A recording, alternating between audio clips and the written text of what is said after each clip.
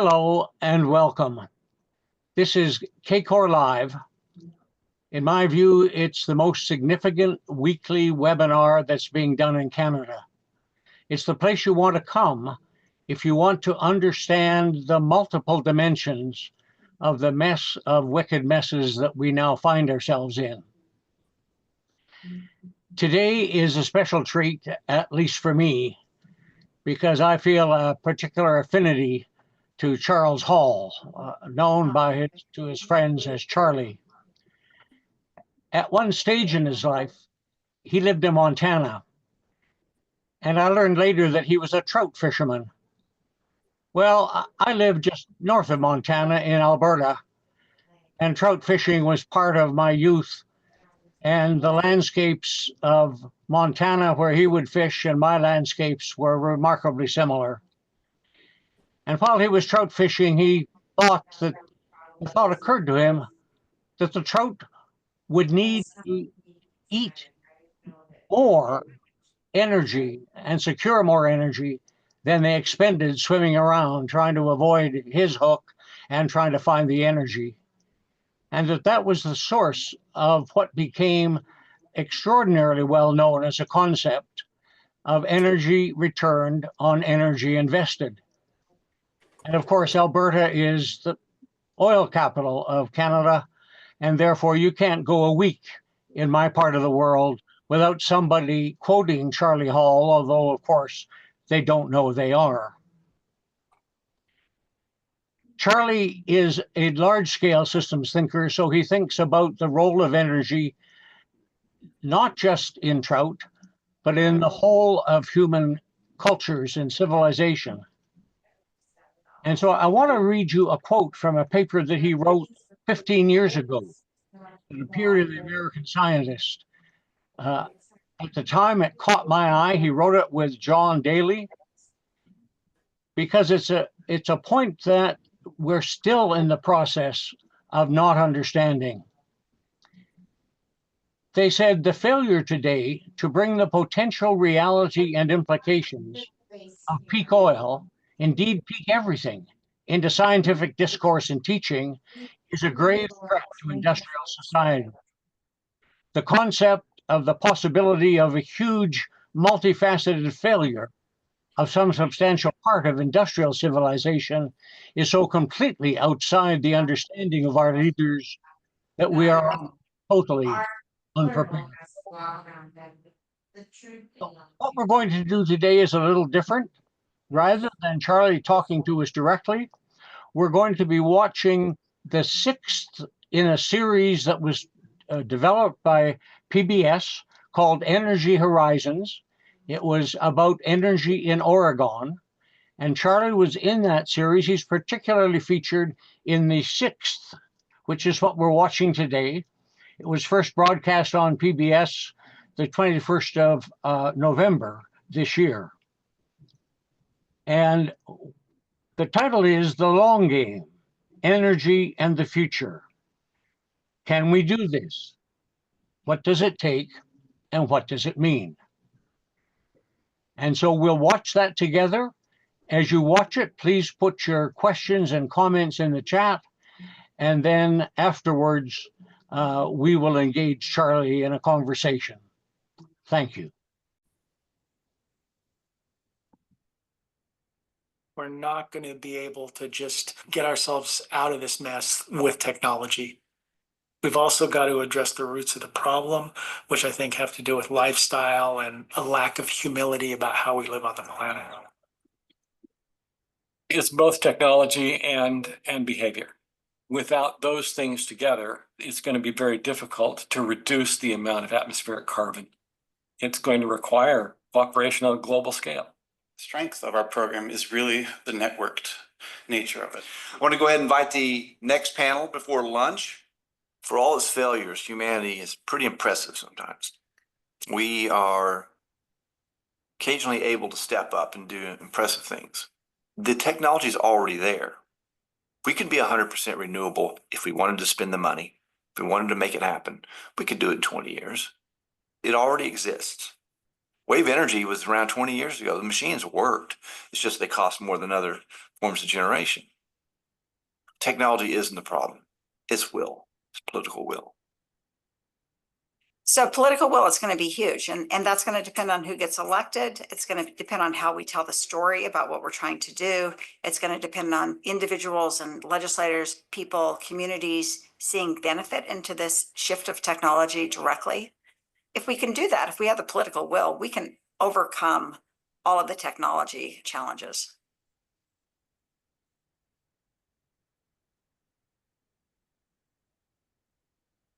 So I would say in a country like the US, we like to depend on technology.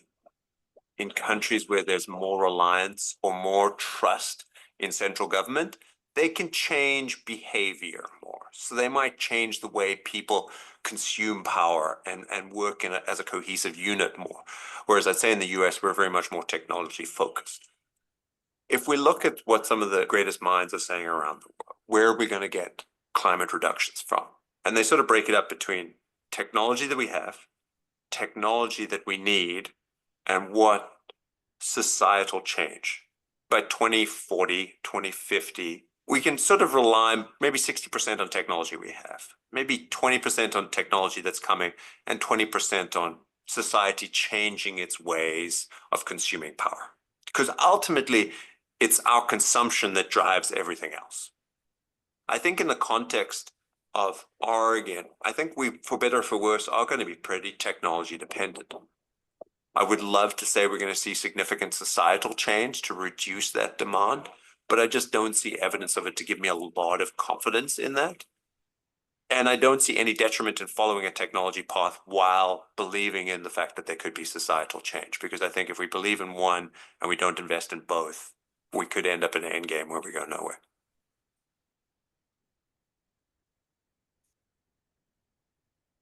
Technology is going to be an asset towards an objective. But where I place my faith in are the people that begin to see the importance of addressing it. It is not doing one thing that affects the climate change or not. Obviously, we as human beings are beginning to consume a lot of resources at a much higher rate.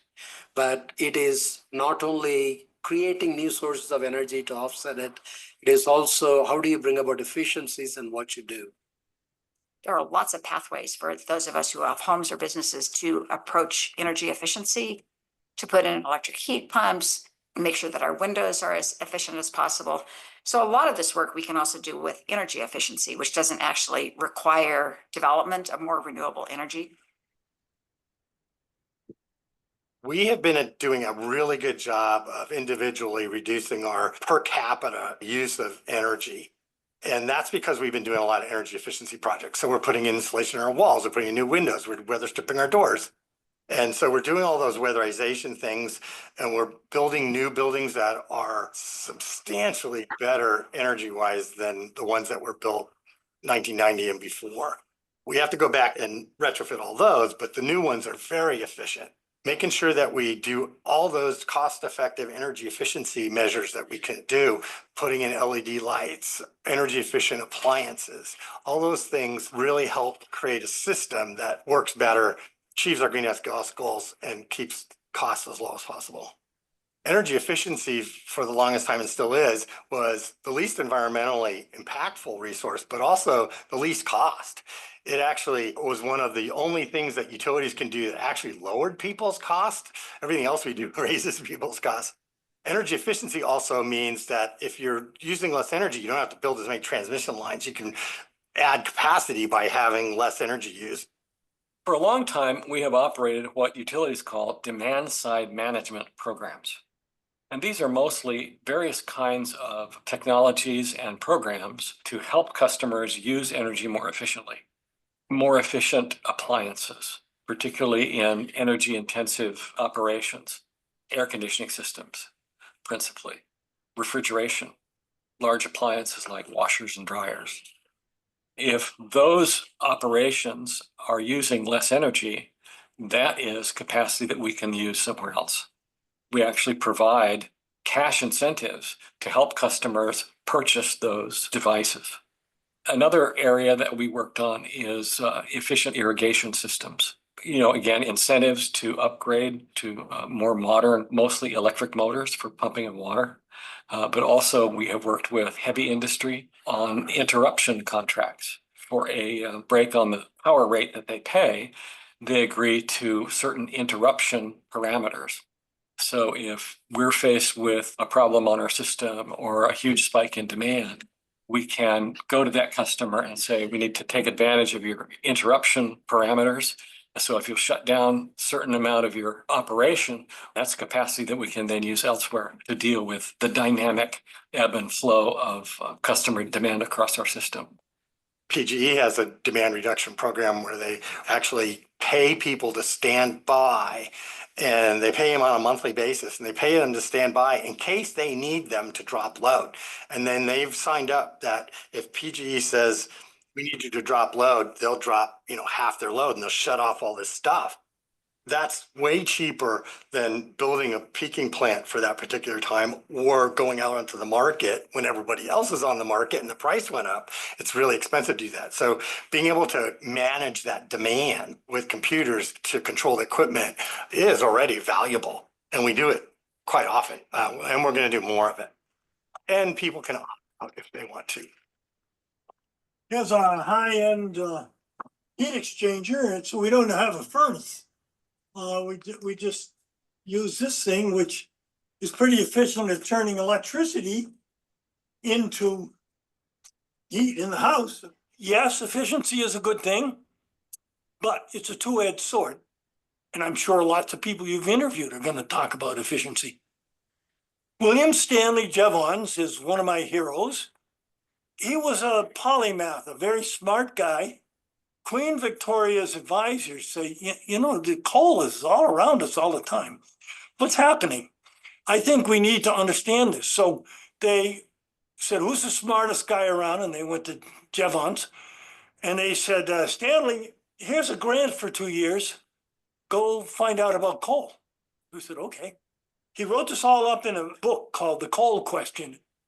All economic activity goes back to coal. He goes through all kinds of examples, fisheries and farming, and that all went back to coal. He was amazed at that. So England's using a lot of coal.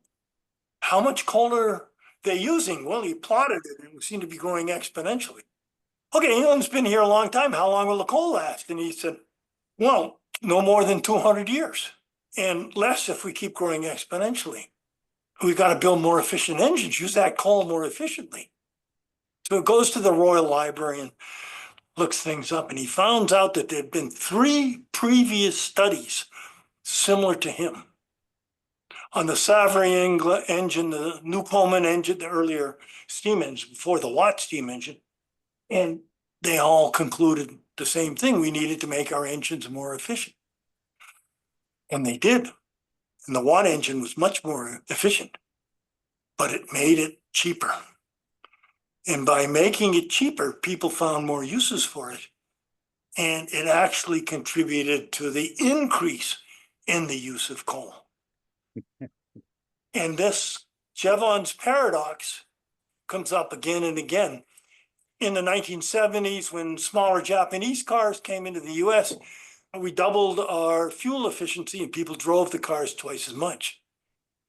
We make refrigerators more efficient so they're bigger. We've made lighting more efficient so people use more of it. I guess the ultimate example, some big billboard in Las Vegas. Jevons Paradox doesn't always happen, but it often or mostly happens. So it's going to be more efficient, but you have to cap the use. You have to talk about the total use first. One of the things that I would observe, though, in our company's experience is that the advances in lighting efficiency, the move from incandescent lighting to compact fluorescents to LEDs, a huge energy saver because the light output has remained essentially the same. The amount of electricity consumed is significantly less. So even though people are using more lighting than they might otherwise have, the overall demand from lighting systems has really gone down. People could do what's called take back when their bill goes down because they got a more energy efficient house, they turn it from 68 to 70 and they use more energy. But the net effect overall is that the energy efficiency saves a lot of energy and we use a lot less energy. But also the quality of life is an important factor. Energy is a means to an end, right? So it's what we're using it for. So quality of life is actually a big important part of what's happening in that paradigm as well. Technology is one essential component. It's essential, but it's insufficient. And it's insufficient for the simple fact that if you look at the historical energy use, every time we bring new ways to convert and use energy, we use more energy.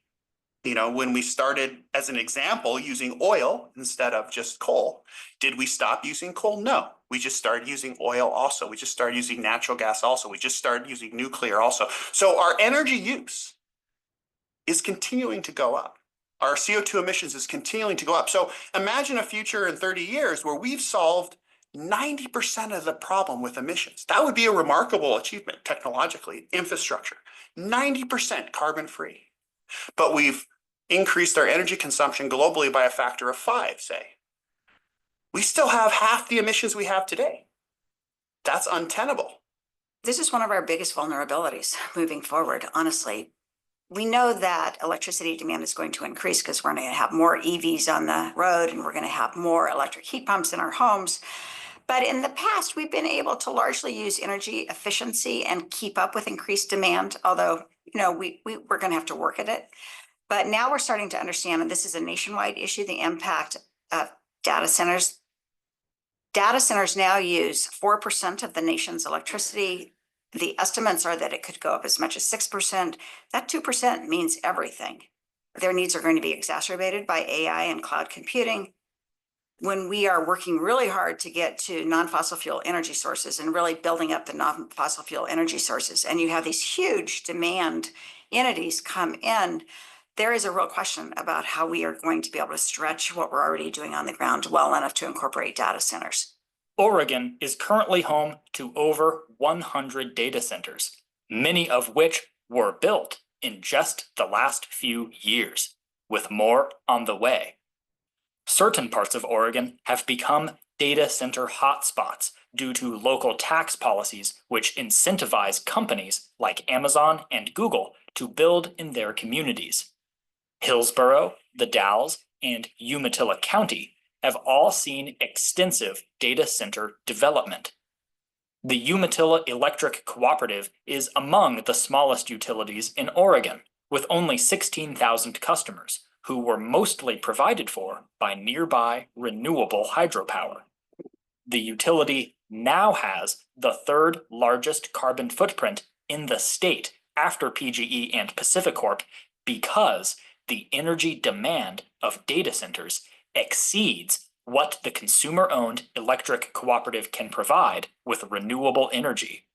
When the data centers are located in consumer-owned utilities, those utilities largely get their energy from Bonneville Power Administration, which gives them a contracted amount.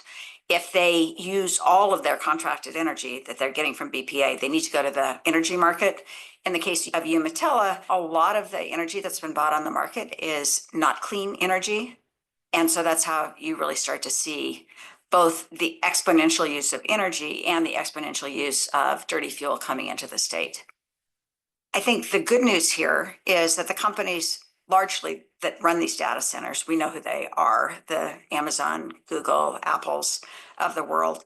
I don't think they want to be seen as the bad guy who sent the nation back to coal. So they are working hard to try to develop renewable energy sources independently so that they can say that their data centers hold renewable energy. In 2023, we tried to run a bill. In my committee, it was actually my bill that would have required data centers that are located in the consumer-owned utility parts of the state to meet the state's clean energy goals, that is 80% clean by 2030, 100% by 2040. We got a lot of pushback on that, and we set the bill aside. Since then, we've really developed, I think, a very positive working relationship with Amazon in particular. That was at the issue in that case.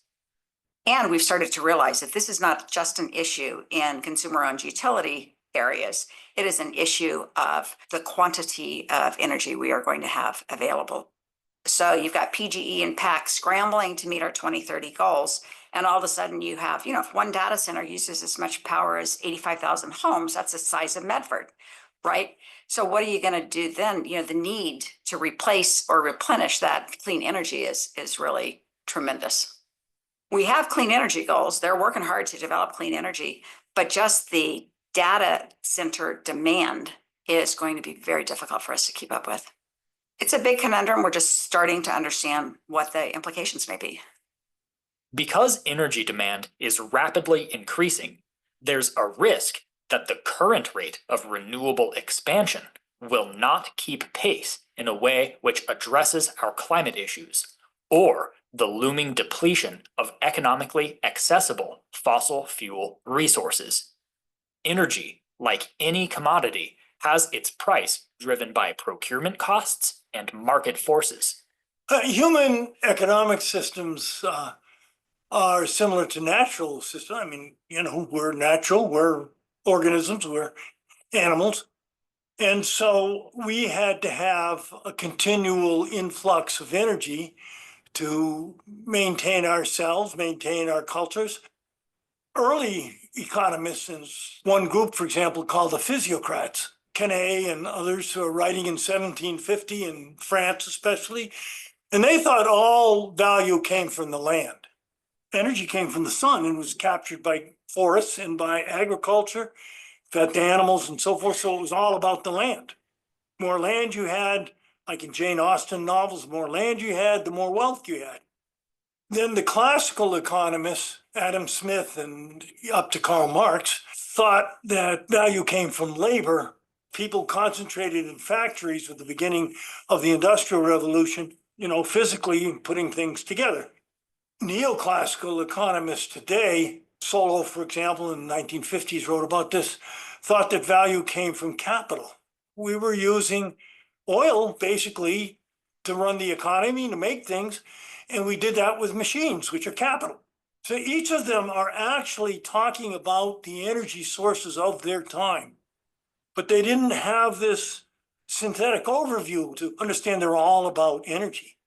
Here's $1. $1 is worth a whole lot less than when I was doing a paper route as a kid. Money used to be backed by gold, and it's thought that gold is some kind of standard of value. But when the Spaniards brought back the gold from the New World to the Old World, they doubled, almost tripled the amount of gold in the Old World, but they halved its value.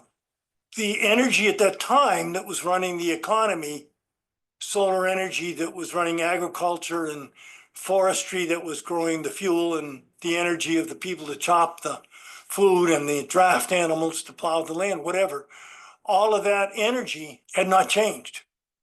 That's true today. This should say on it, pay to the bearer 5 megajoules of energy, which is, half a coffee cup's worth of oil. That's about 5 megajoules there, more or less. If you buy a bagel, how does that bagel get there? Well, here's what happens. Fertilizer is put in a bag and barged up the Mississippi River using diesel and then taken to farmers with diesel trucks and spread on the ground with diesel tractors. Then wheat is harvested using diesel and then using oil or electricity ground up, put in a bag, put on a train, shipped across from Nebraska, I suppose, to Oregon or New York City as a bag of flour, and then mixed using energy in the baker's shop and put into an oven fired with natural gas. In other words, there's all these energy steps. No energy, no bagel. No energy, no economy. And that applies everywhere you look. So for every dollar you spend, that's 5 megajoules or half a coffee cup's worth of oil. And if you buy a new car, well, you think about it, quite a lot of energy that goes in there. We have to use the oil that we use wisely. The next 50 years is going to be really, really difficult because we're going to have to replace the cheap and abundant oil and gas with something else, which will be very energy intensive to do. as you mine more and more of either oil or coal or copper or 100 other materials that we use, we always use the best stuff first. That's Ricardo's principle from economics. Always use the best stuff first. So that means over time, we have to use poorer and poorer grade resources. That means it's taking more and more energy to get your next ton of copper. If we go to a renewable world, we're going to have to use more and more materials, common ones like copper and exotic ones like indium and who knows, cobalt and what else. And so we have to grind up 10 times more stuff than we did in 1920. This is happening to everything that we're dealing with. It's the energy cost of depletion. Oil is going to cost more in the future because you have to use more energy to get it. Everything we have in our economy is based on oil. If the future of oil is how I think it will be, we're up the stream in our canoe without a paddle, and the waterfall is below us. We got to do something. So I think shifting to renewables is the only option. And I don't know if we can do it. I don't know if we have the materials. I don't know if we have the oil to make and move around the machines. If, as I think, oil becomes more expensive, there's going to be less and less energy available for the rest of society. And people are going to demand that they maintain their salaries, their retirement benefits, their health care. You got to squeeze all of that out of a smaller and smaller energy resource. Every time a politician says that he's going to make your life better by having more of this or more of that, I think each time, well, how much energy is that? How much energy is that? And that, to me, makes the question of distribution, i.e. rich versus poor, much more important. How much energy are we going to have in the future? And who gets it? And what it means politically, as we see in the United States today, is that it makes the country harder and harder to govern. Politicians may not help, but the left thinks it's the right and the right thinks it's the left.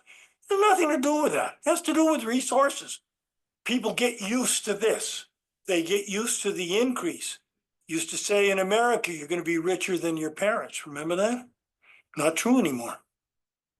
It's possible that economic downturns centered on energy lie in our future, even with the adoption of renewables we see today. Decreased access to cheap fossil fuels early in this transitional period may also, ironically, impact our ability to address the symptoms of climate change. The ocean is rising, things are getting warmer. Well, they're trying to fix that sea rise with what? What do you think they use to try to fix it? Oil. To make barriers, to make levees, to keep the levees working. Thank God, every time I see a war and all this infrastructure destroyed by idiots with howitzers, and I'm thinking, my God, how much precious embodied energy are we destroying?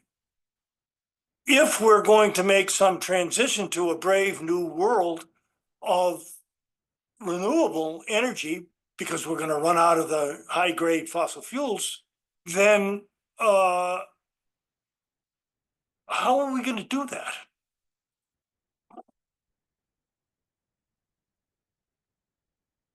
To imagine how much energy is harnessed in there. Imagination is not necessary. The scale is readily quantifiable. We are presently generating 12.75 billion gigawatts per. In science fiction, we're often presented with high energy depictions of the future. Energize. Teleporters, replicators, phasers, and warp drive facilitate spacefaring adventures through a populous galaxy full of new life and new civilizations. To boldly go where no one has gone before.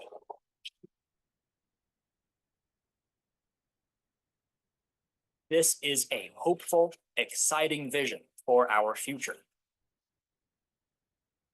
But there's a problem. If it were possible to achieve these aspirations, wouldn't there be others in the universe who already advanced past energy scarcity into long-lived and prosperous civilizations that spread throughout the cosmos? Live long and prosper. Despite the size and age of the universe, we see no conclusive evidence of this, a problem known as the Fermi Paradox. I got a great graph, and it shows from 10,000 years in the past to 10,000 in the future. And here you've got a guy, a caveman walking along, and then you have this big spike. And up here, there's a guy in a spacesuit. And then it comes down the other side. This is the history of our fossil fuels. And there you have a same caveman, more or less, walking along, except he's got a bow and arrow. Yeah, you might have only this window of 100 years that you would be able to send out spacecraft with signals or send out radio waves that somebody might be able to intercept somewhere else. Who knows?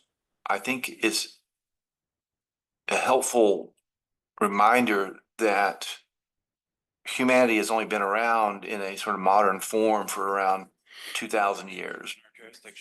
And in that time, we spent, 70, 80% of that basically doing about the same thing. And then the last 200-300 years, we're an entirely new world. Even my own parents, right? Dad was born in 27. Everything about the modern world is just different than what he experienced growing up. And that's going to be exactly the same thing for the next generation. So if you think of humanity and sort of the beginning of civilization down here, and here we are today, and 9 billion of us on the planet, there's a sense that we're at the end of something. And it's possible. But if we aren't, and we make good decisions, then we're actually at the beginning of a history that will include innumerable people whom our decisions today will affect. There may never be 9 billion people ever again alive at one time, but the total number of people over the next 100, 200, 500,000 years is enormous. We're just the beginning of humanity. If we leave them a planet that is depleted of resources, that the environment is uninhabitable, climate has gotten to the point where it's not conducive to human flourishing, what have we left them? What will we do in the short term to shorten or minimize what those impacts will be?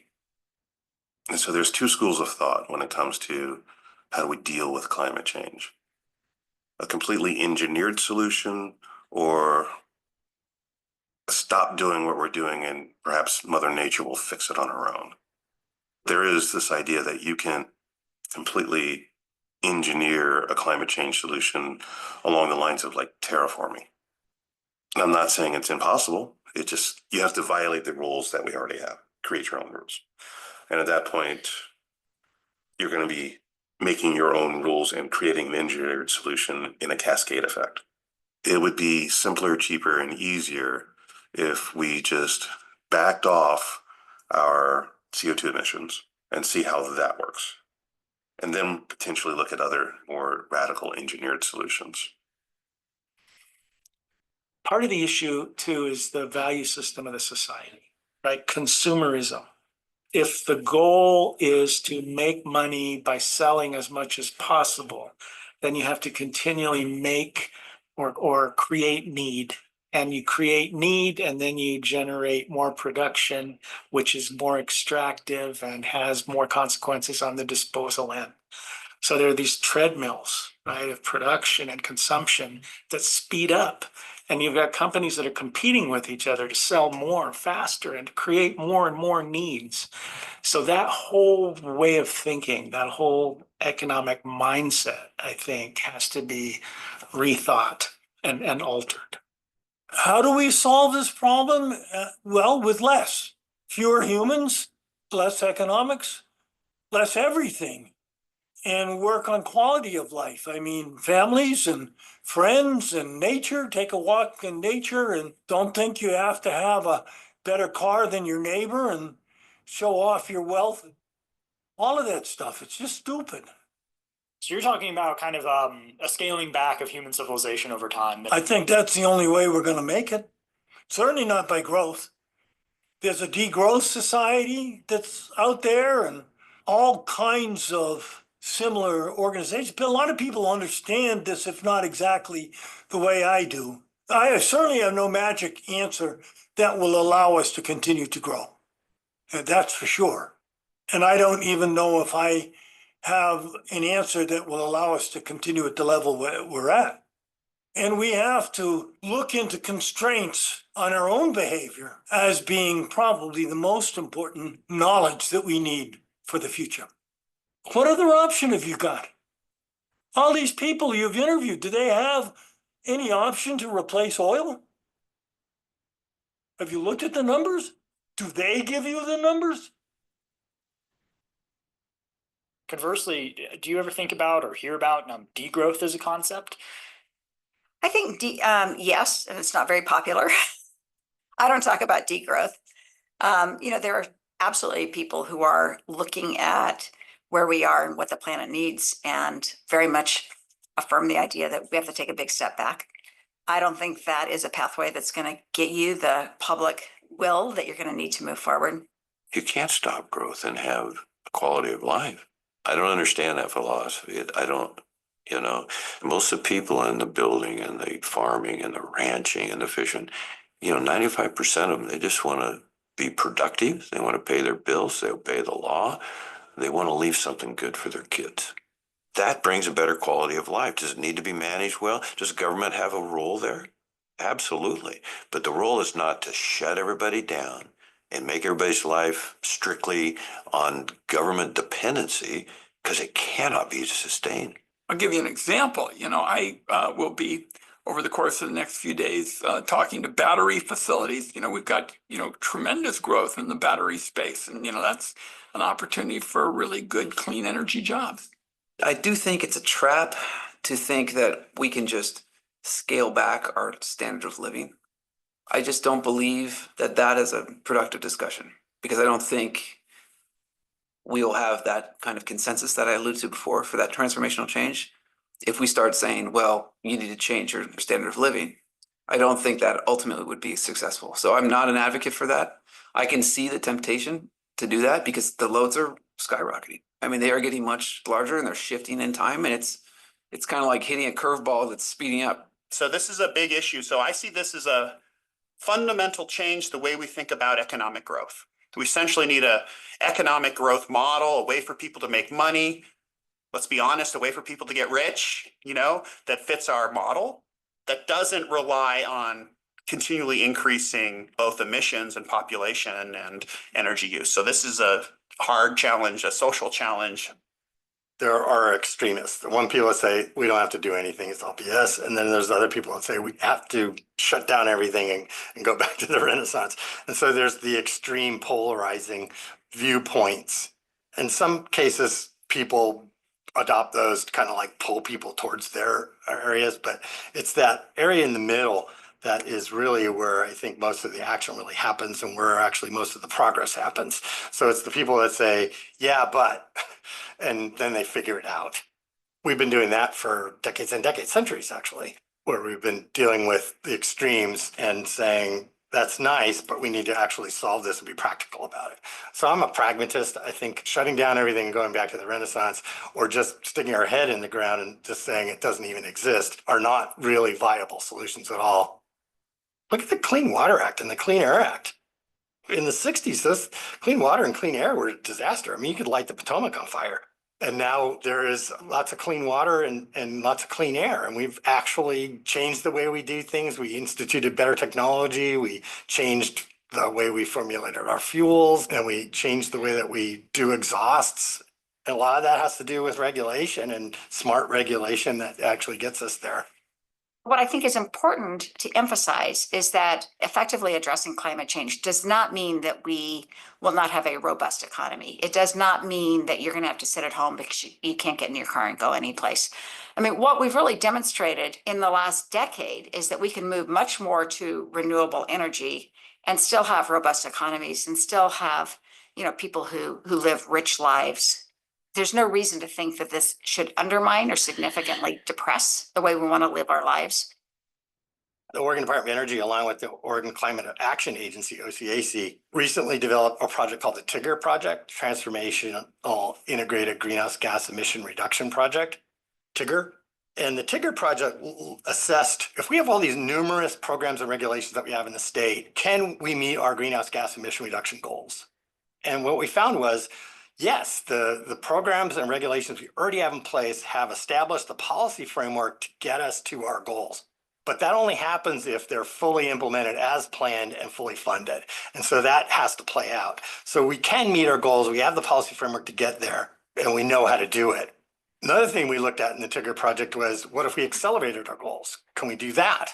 And what we found was, yes, we can do that. That's very possible, very doable. And not only that, it's cost effective to do that.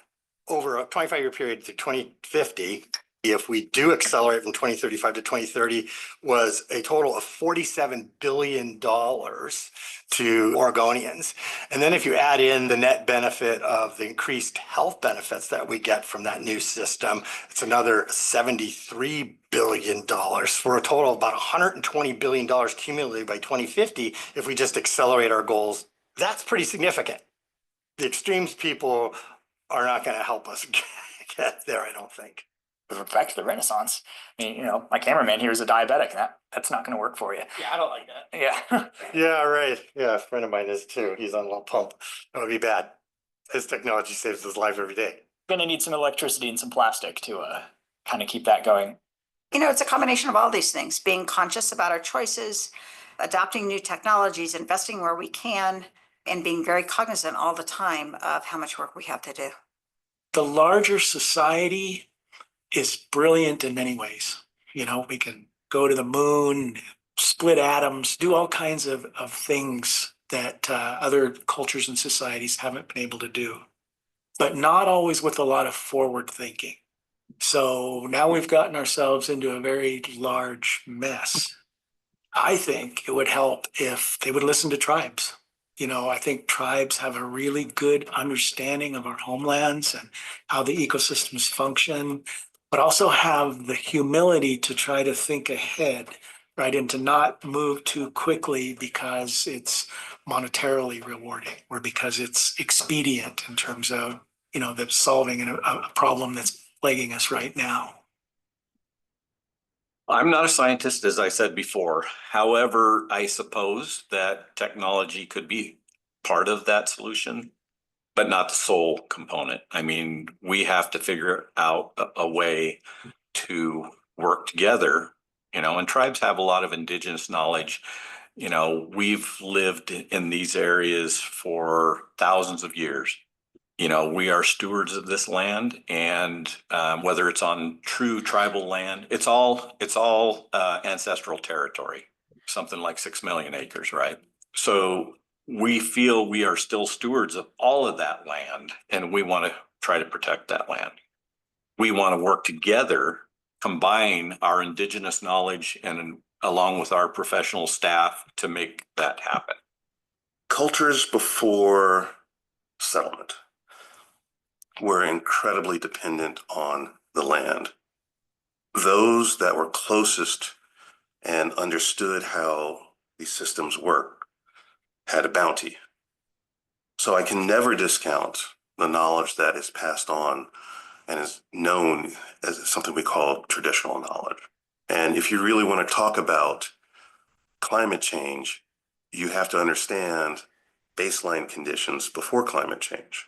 Incorporating traditional knowledge into traditional Western science, I think, is imperative to understand exactly how things have changed or the magnitude of change we've seen over time.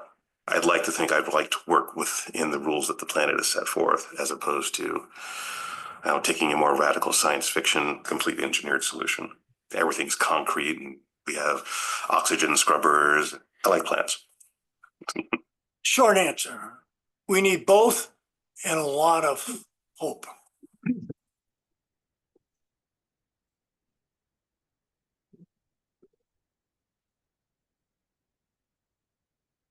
Years ago, I went through an experience which kind of woke me up in terms of probabilities of ongoing existence. And that was I was diagnosed with acute myeloid leukemia absent treatment, I was given 2 months to live. But he said, if we can give you an aggressive round of chemotherapy and get you into remission, your chance of being alive in 2 years is 20%. If we can get you through 2, 3, and 4 rounds of chemotherapy plus total body irradiation and a bone marrow transplant, your chance of being alive in 2 years is 50%. Now, when somebody says to you, your chance of being alive in 2 years is 50%, most people will say, well, geez, that sucks. But when the choice is dead in 2 months, it looks pretty good. And so, not surprisingly, I opted to take the treatment. So I liken that to our situation with climate change. I don't know what our chances of diverting that trajectory to one that with which we can live. I don't know what the probability is, but I am pretty confident if we do nothing, the outcome will be disastrous. I liken it, if you like, to existential assertivism. If we do nothing, we know what the outcome is. So let's assert we have a chance of diverting that trajectory, and let's do the best we can.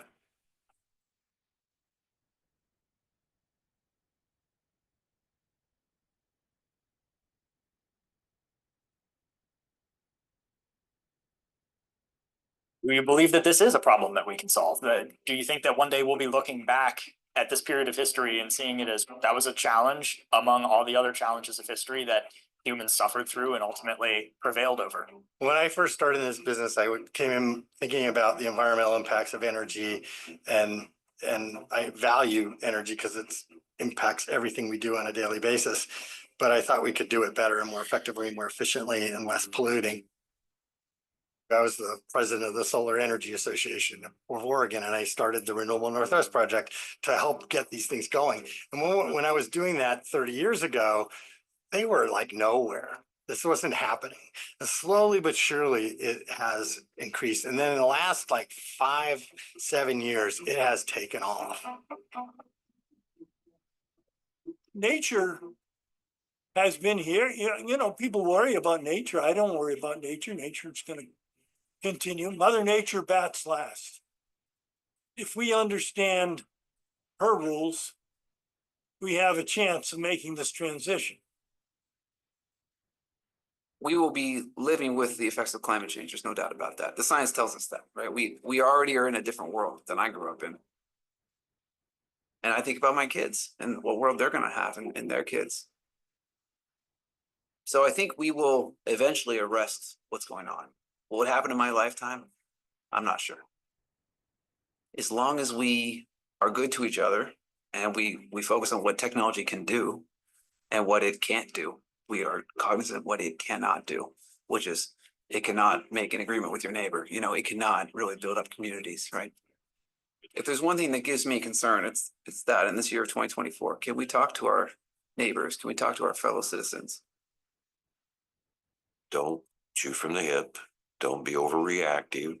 Don't tell you, if you don't believe exactly what I believe, you're an idiot.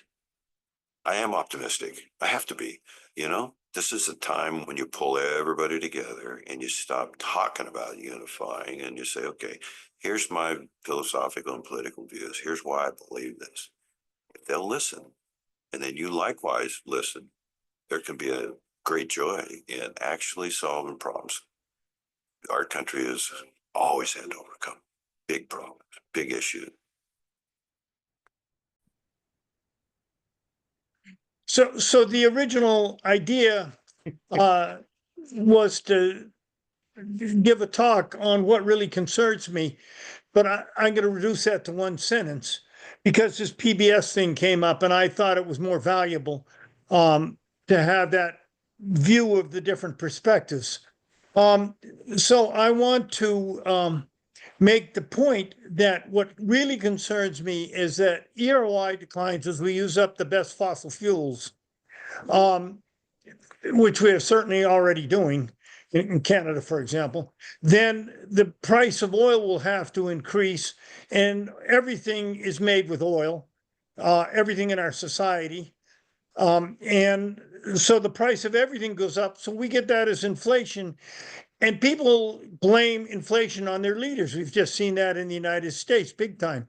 And so I think what we're doing is making the world increasingly difficult or impossible to govern, certainly with democratic processes, because the public doesn't understand the consequences of depletion. So let's just leave that as a main point there. And I'll now try to take some questions, and I have one more point to make, but I'll do it later. The film has avoided the P word completely. Well, P. Charlie, if you'll let me, we have a way of dealing with questions, and I'll field them for you. Oh yeah, please do. So you can just ignore what's in the chat. Okay. And as the host, I get the privilege of asking the first question. Thank you for your clarification.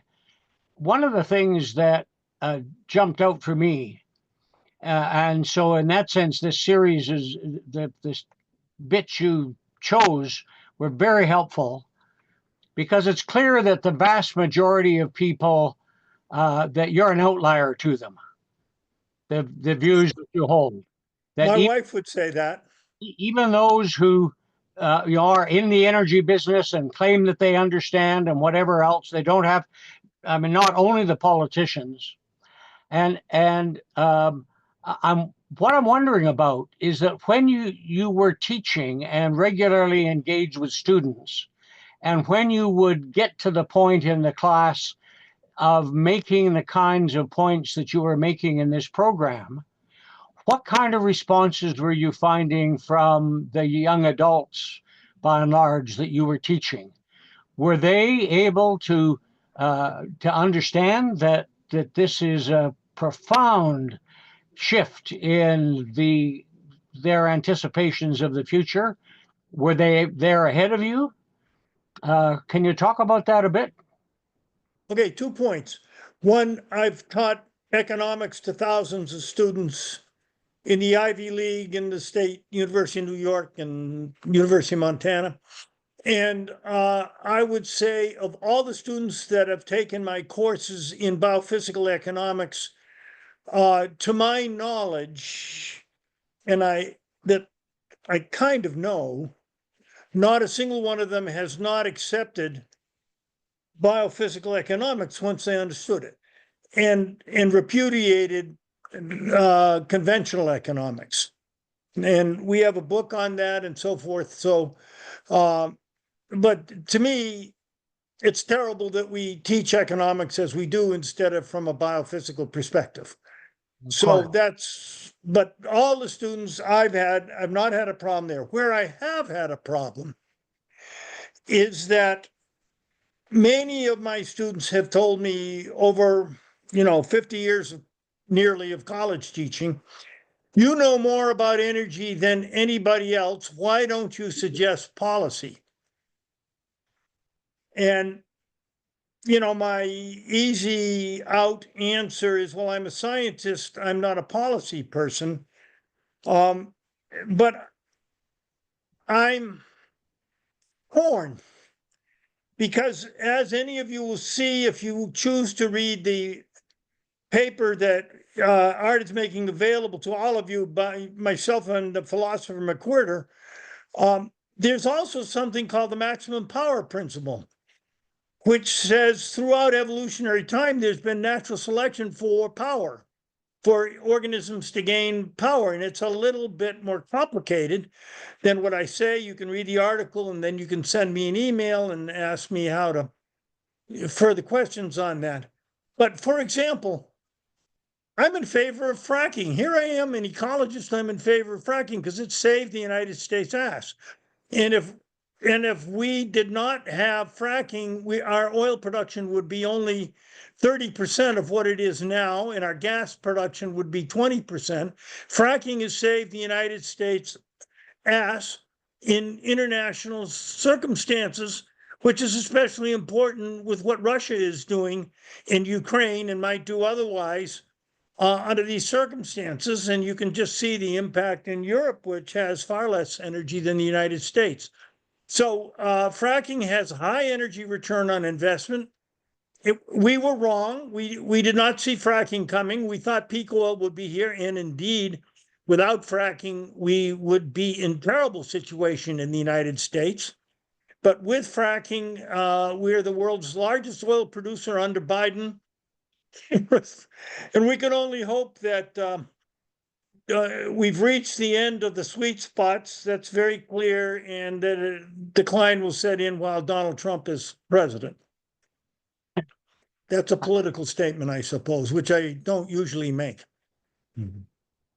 Well, we'll let it stand there. Thank you.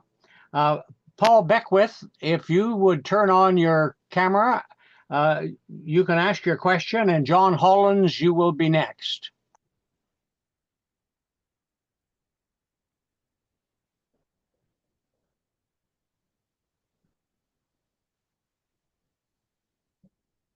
Is Paul still with us? Well, let's take the second while we're waiting for the first. Well, so John, your question. And following John, if Paul doesn't show up, will be Richard. Thank you. Am I coming through? Am I on the screen? Yes. Okay. Look, this was a wonderful talk, wonderful video. There was a statement made fairly early on. I don't remember who made it. Just 7 words. Ultimately, it's our consumption that drives everything. I have been engaged in energy systems analysis with computers of all kinds, starting with an IBM 370 in the 1980s. And that captures the fundamental lesson of that kind of study. It's not well known. In KCOR, we have quite a few people who have fossil fuel companies in their gun sight. Okay, I understand that. But in the final analysis, fossil fuel companies would not be producing fossil fuels if it had no market to sell it into. And I know there's more than we citizens that make the market, but we're an important part. So many of our KCOR members are already going down that track. They've purchased electric vehicles, which are fueled from essentially renewable sources. And so I would encourage folks who are on the track of the fossil fuel companies to simply look more broadly. So thanks very much, Ruben. Okay, and I could just note that yours will be the last comment without a question. If you do not have a question, do not. Thank you, John. Because we want to take advantage of Charlie being here. So, Richard. Okay, thank you. I one of the things I wanted to pick up on, Charlie, you mentioned earlier on that, yes, we need to move to renewables, but we may not have the resources needed to supply the renewable energy. And I'm wondering, do you have data to support that? Because there are a lot of countries that have moved to the renewable energy very successfully. That's my first question. And the second one was about fracking, but let's answer the first question first. Well, first, I don't know about the countries that have, because I don't believe that's true. I just heard a very negative thing about Australia's problems, but the fossil fuel use is still increasing, and the renewables are just a new wedge on top of it. We are not decreasing, we're not displacing fossil fuels, we're just adding to the mix, maybe slowing down the growth of fossil fuel globally and in my country, US, but we could talk about individual companies. The person for you to check with that I particularly think is understands it is Simon Michaud. He's in, however you spell that French-wise, Michaux, and he's in Finland, the Finland Geo something survey, and he's got a huge report where he goes element by element. And so, for example, an electric car has 3 times more copper than an internal combustion car of the same type. So I worry about copper. It's not that we're going to run out of copper. We can always grind up more of very poor ore and get a little bit of copper. It's just the total environmental impact and the total energy cost of getting the next kilogram of copper. And let's not get into neodymium and indium and 100 other elements. So, but check out Simon. Well, I was going to say, for instance, if you just take Norway, for instance, I mean, 98.3% of its energy comes from renewable resources. That's because Norway's got lots of mountains and very few people. And they have a lot of oil, and they certainly could, you know, for their industry, for start creating a lot of economic reasons, they could say, well, gee, we could use our oil because they have tons of oil. But they're not, I don't believe they're saying, gee, that fracking has, pardon the paraphrasing, but saved our ass. Like I really, that statement that you made of, you know, the fracking saving the US, that's the kind of statement that gets people going, saying we need to have fracking in order to have the oil flowing. And we all know the environmental detriment that fracking creates. So I don't understand how you could say, yes, we need to go renewable, but at the same time, we have to have fracking. So I'm trying to understand your statement. I'm ambiguous, ambivalent, or whatever the word is. Both are correct. These are simply facts I'm saying. I think the United States now, with 30% the oil that it had 20 years ago, would be in a very, very tough situation. And Canada would probably suffer accordingly. And so, the problem is this. Here's the real problem, is that the only thing worse than running out of oil is not running out of oil. I don't think we can probably run a big, turning the world upside down environmentally, industrial economy on renewables. I just don't think we can do it. But let's say we can. To me, always, I look forward as an ecologist, as let's say as an environmentalist. Ecologist, I don't care. But as an environmentalist, which is a private citizen I am, I thought the only way we're going to be able to stop the destruction of the earth is running out of oil and gas. And I was expecting that to happen about 2005 and or the beginning peak oil. Now it's taken a little longer. Now, that is both bad for the environment because we continue growth and we continue grinding up everything else and overfishing our fisheries and so forth and so on. How can you overfish fisheries if you don't have any oil? But what would that do for our 8 billion humans? It would be a pretty difficult transition. So I don't have a position like my students say, why don't you take a position and tell us what we should do? I'm not going to do that. I'm just pointing out as a scientist, and that's my main hat, what I think I understand about the world, then other people aren't talking about. Now, we will run out of fracked oil. I don't know how fast, but Art Berman, who knows more about it than anybody, says pretty soon, or at least reach peak fracked oil. And Jean Laraire's analysis indicate pretty soon. And then that's a whole new ballgame, and we're totally unprepared for it. And it's going to be very, very difficult because every politician in my country, and I suspect yours too, runs on policies of more.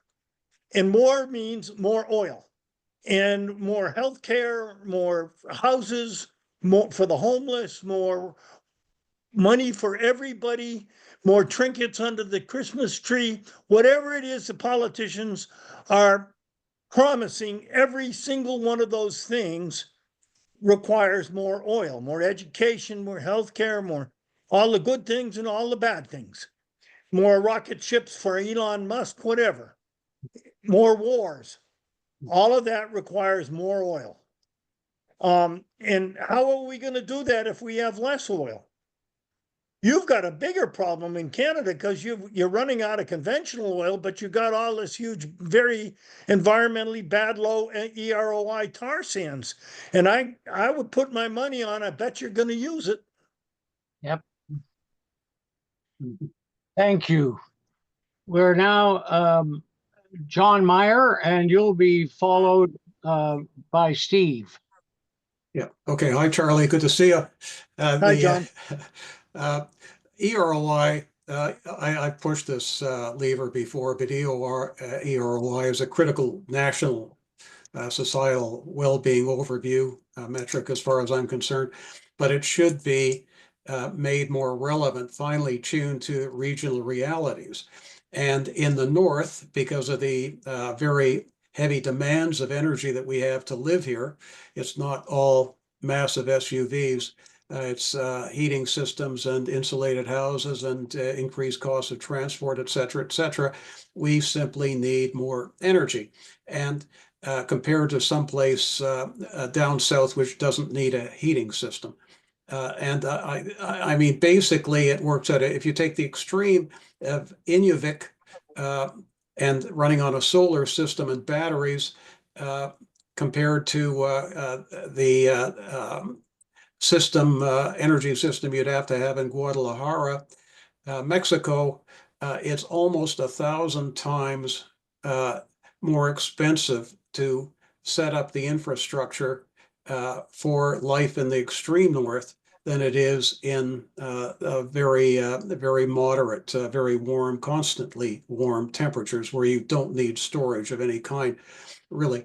And so is anyone working on this besides me with some kind of unified metric that's going to illustrate the different circumstances of different areas of the globe? Well, first of all, I'm in Los Angeles right now visiting relatives, and I don't believe that we use less energy per capita than in Los Angeles and Inuvik. I mean, it just terrifies me to get on the road here. And I came down from Southern Oregon, where I live, on a 4-lane highway, 6-lane off, and it was just like a parking lot the whole way, absolutely bumper to bumper with cars. Over our Thanksgiving. So do I believe that voluntary shrinkage is likely? I don't see any signs of that. Absolutely not. And read the maximum power piece that Ruben or whoever Art will be sending out. And that's a whole nother argument that comes from an evolutionary perspective, which is my main perspective is as a biologist, as an ecologist. But and I'm working now with people in Guadalajara, and that's the last foreign travel I took. I don't like to travel anymore since I'm 81, but it's practical. It's doing its best to be Los Angeles and building as much. There's Ford plants and whatever else down there. All these American Kimberly-Clark and making our diapers and whatever down there. And so in Guadalajara, and all I see is expansion. And so I don't know what the Inuits are doing, but they did okay on solar energy for a long time. Yeah, that's right. Solar embodied in fish, but and seals, but the basis of my figures is the of the house, and the figure I use. I know you hate kilowatt hours, but that's the real world figure, not the scientific beloved figure of joules. But I'll stick, despite all the disparaging comments you might throw at me, I'll stick with kilowatt hours because that's what you fill your car up with. But in the north, the budget is probably about 60 kilowatt hours per day. That's a very mild figure, very conservative figure in the north. Well, And that's three it's about times the 2 kilowatts. electricity I use at my house. Yeah, and maybe two versus 1 or 2 kilowatt hours a day in Guadalajara. Plus, in the north, you need 3 or 4 months storage, which is immensely expensive, into the millions of dollars. So that's the figure. The storage is the killer in the north. Well, that's why you need seals That's right. and whales and big things. Big things are in the north because the surface to volume ratio is favorable. Yeah, that's right. Big oily things. But anyway, okay, good. Great, Charlie. Bye. Steve Kurtz, are you still here? I think Steve had to go, and so he's got a question that you've touched on, Charlie, but you may want to add to, and that is Steve's question is it the case? It sounds as if you see at some point that this culture is going to simplify one way or another, and that it will likely be involuntary rather than voluntary. Well, and this being the, I think, 6th time I've seen that film, the thing that impressed me this time was all the politicians think it's their choice, whatever it is that we're going to do. And I don't think it's our choice, in nature and depletion and disease and whatever the hell is probably going to decide our future. I don't think there's all kinds of, we had Brian Check here earlier. He's got a degrowth society, but I think the pro-growth society is 1,000 times more people in it than the degrowth society. So I think we're just going to keep doing our damnedest to get as much energy as possible. Now, that one good thing, and somebody said I didn't talk about the P word, the population. Now, I figured this all out when I was 22 years old, and I had no children as a consequence. And that's the only environmentally virtuous thing I think that I've particularly done. I've used as much jet fuel as probably most people on this meeting, but in the name of ecology, of course, or whatever the hell it was. But that's the only good news, but we maybe will stabilize. But I think the world has maybe 10 or 20 times more people than it can possibly long-term sustain at today's level, let alone any possible increase. So I mentioned population. I think it's really important. I don't think any of if you reduce the population, what that means is that there's more resources left per capita, and they'll probably use more per capita. So that at least, and I think Richard or somebody made a good point that you can have a better quality of life, in which we'd like to have a reasonable quality of life. There was some oilman who made the point that, I have so many XDX billion dollars that I make from oil, but my lifestyle is no different from somebody who makes 200,000 a year. You don't get anything, you can't eat any more or any better or whatever. And it's just vanity of people like Elon Musk and whoever the Canadian equivalent is and whatever that's driving so much of this. Is just stupid. So we got to have a big anti-vanity campaign, but I'm not going to do it. I don't know if I answered that or anything, but anybody have a better question than I'm coming up with? We'll carry on. Rick Monroe, are you still here? And if so, would you? Yeah, hi. Yeah, thank you, Charlie. A pretty quick question. Are you aware of any study by your government, by the U.S. federal government, or a state government for that matter, which examines what I would or we think we would all view as the contradiction between the goals of economic growth as opposed to biophysical limits and the goal of preserving the environment. And I don't mean sort of the usual government blather about the need for sustainable development. What I'm wondering is whether anybody that you're aware of has ever done an in-depth analysis of consumption and how we push consumption and the generation of wastes and the long-term implications of that. Are you aware of any study? Well, unfortunately, Bill Reese isn't here, but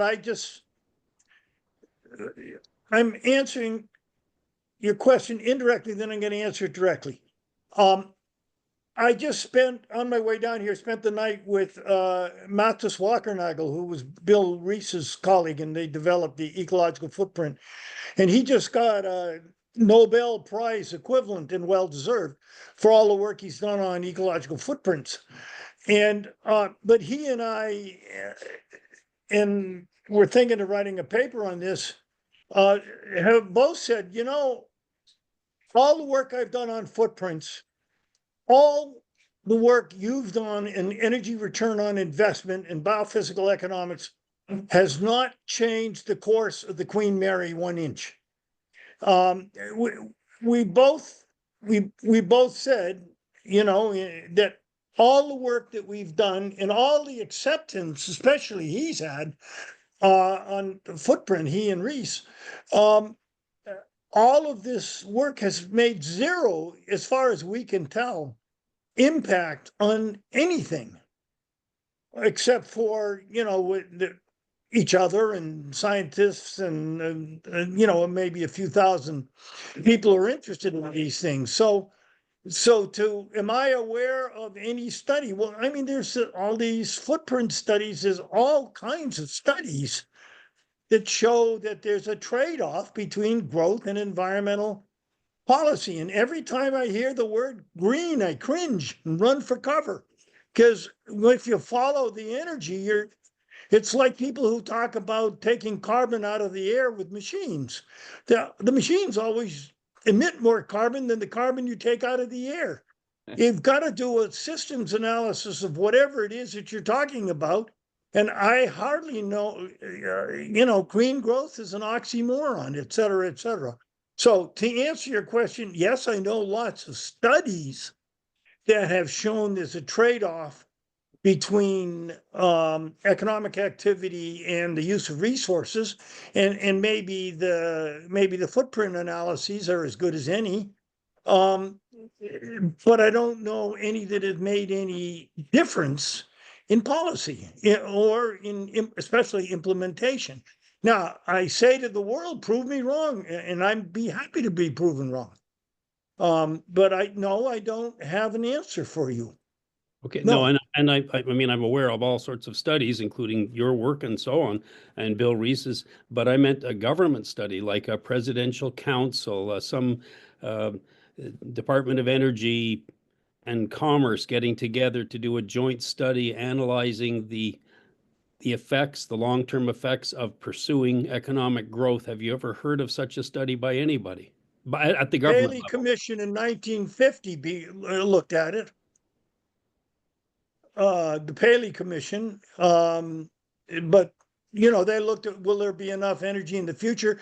Admiral Hyman Rickover is a real smart guy. He understood that. In Oregon, where I live, Governor McCall did, and tried to implement various changes. He was way ahead of the time, and he was a Republican too.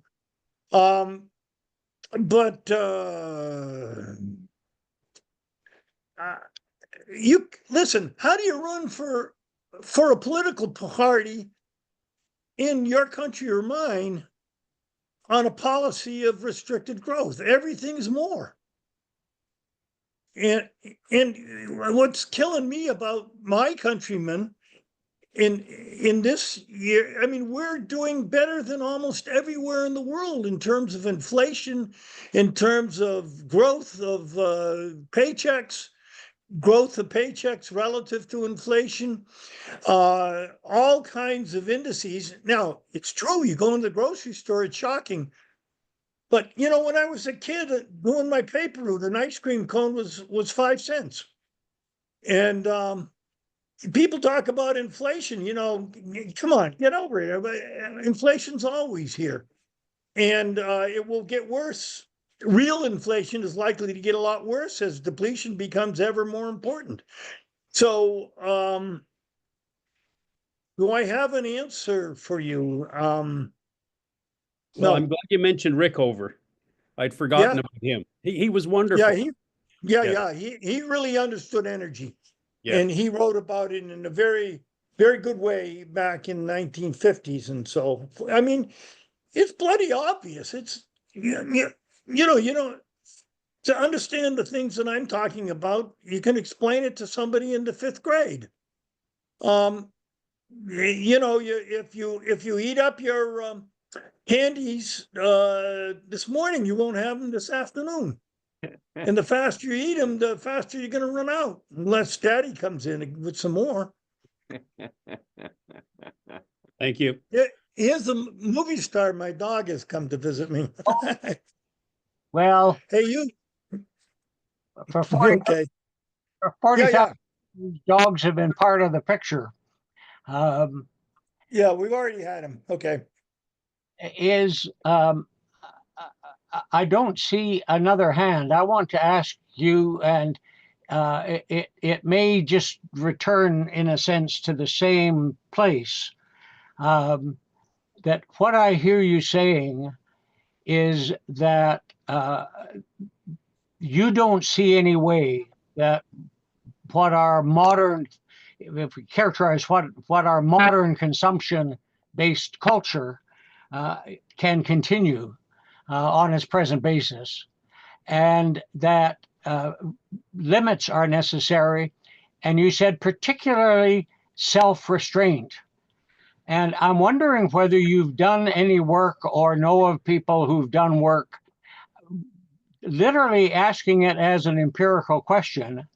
Is it possible to develop a societal-wide basis for self-restraint in a modern consumer culture? The work I've done suggests the answer to that is no. But I'm wondering what you've done in that space or know of other people. Well, first of all, as a scientist, I have to say I don't know. I mean, if you watch this whole Energy Horizon thing, then please, everybody, I recommend you watch it, and I recommend that you ask your local, what is it, CBC, to your local Canadian to play it. That would be, there's a lot of optimistic people there now, but when you got what the killer turned out to be is not in my backyard.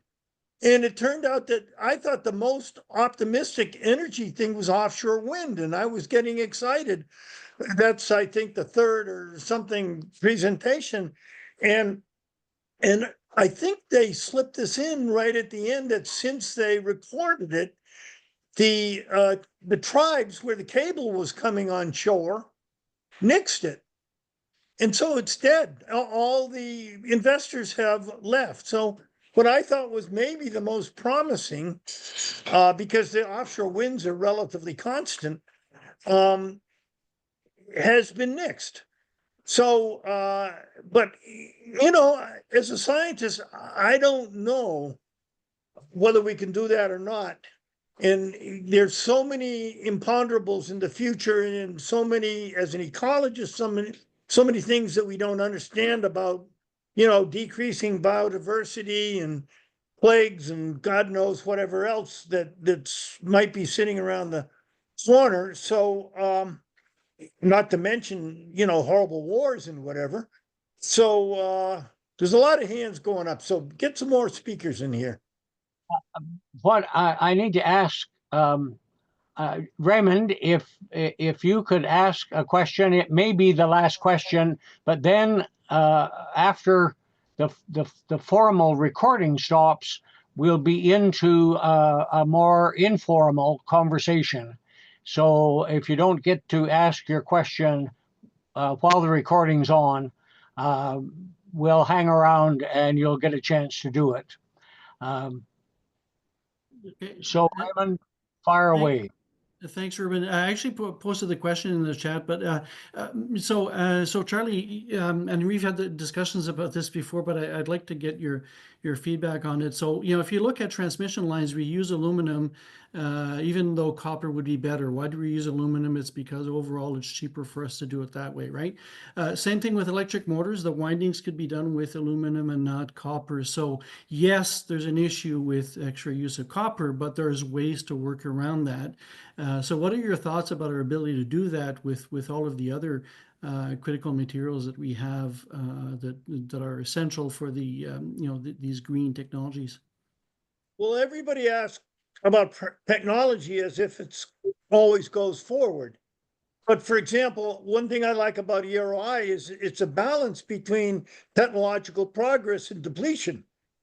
You understand that for oil in the United States, except for fracking, the answer is that depletion is winning relative to technology, and that applies, Ray, to everything that you ask. You can do it, but can you do it with the net energy delivered to society as much as we have from oil and gas? And the answer is, I don't know. But we don't have anybody thinking this way. We don't have any government agencies modeling this way. In the United States, we don't even get the quality of the data, but at all, anything like we were getting in 1970. When I started doing EROI, you could get beautiful data from the Bureau of Census that would allow us to do, I think, very good studies. And they'd even have, plus or minus values for what they had.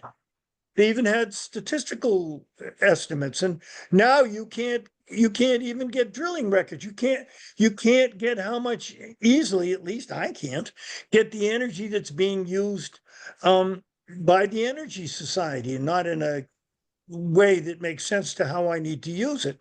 And so I don't have a good EROI now for the US oil industry. Adam Brandt at Stanford's doing some good stuff. I'm not quite sure how he pulls it off. And I'd like to say in praise of Canada, Statistics Canada, which from south of the border looks much better than ours, is that they have what's called IO analyses. That's what we really need, energy IO analyses, and Canada does it. Or you was doing it very recently when the US was not. So where am I going with this answer, Ray?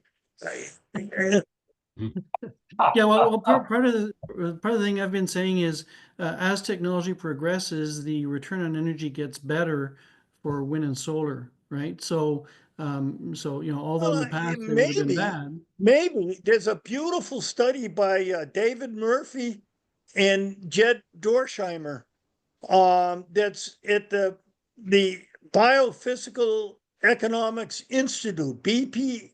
Go www.bpeinstitute.org and or just email me chall @esf.edu, and I'll send it to you. A very good analysis of what happens when renewable penetration is greater than 5% into electrical systems. It sends the balancing of load haywire, just screws it up completely. And when you're talking about these AI machines, artificial intelligence machines, their use of energy is increasing exponentially. Jevons Paradox, and they're moving it to Oregon because we've got this cheap Columbia River electricity. It's crazy. So the answer is, Ray, the first 5% of putting electricity into your renewable electricity into your grid is easy. But when it gets up to 15%, you can't, the electrical load managers can't deal with it, and it just knocks everything haywire. Okay, thanks. So watch that, and then we'll talk. Yeah, I will follow up with you after. Okay, thanks. I'm sure you will, Ray. And that will finish the Q&A, Charlie. I'm sure there'll be lots of questions and comments. If you can hang around for a while, that would be great. Okay. Our chairman, Ted Manning, to have the last word. I'm not sure it's possible to have the last word. Charlie, you're a tough act to follow.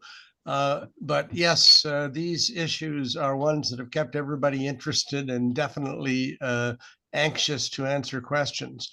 I would answer very quickly one aspect of what you talked about, which is, can you make people actually try to live within the limits of their availability of energy? And we are collecting success stories from a few places around the world.